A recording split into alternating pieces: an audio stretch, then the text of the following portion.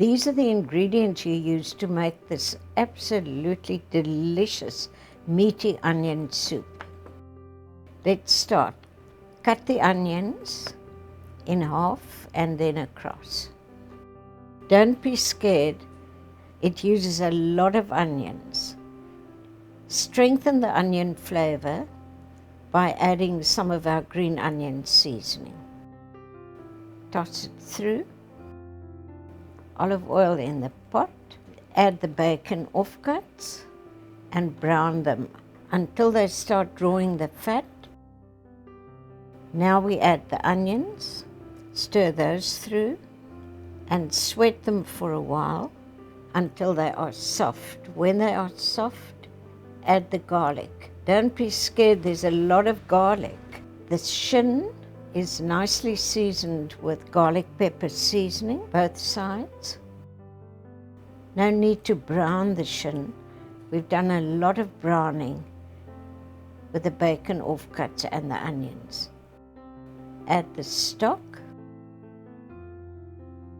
Now we add the water, 1.5 liters. Already looking good. Bring it to a boil. Cover with baking paper and a lid. And now it goes into the oven for 2.5–3 hours to cook very, very slowly. Remove the lid, remove the baking paper. You can see the soup has reduced quite a bit. Taste for seasoning and transfer it to the soup tureen.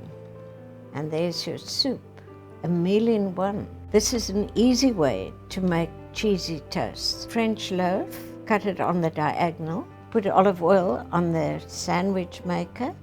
Put the slices of bread in the oil and turn them so that both sides are oiled. Little bit of green onion seasoning, clamp down, lightly toasted, lots of cheese. And to stop the cheese from sticking, we put baking paper over. Now that looks delicious. Serve it as a snack, or obviously it is delicious with soup.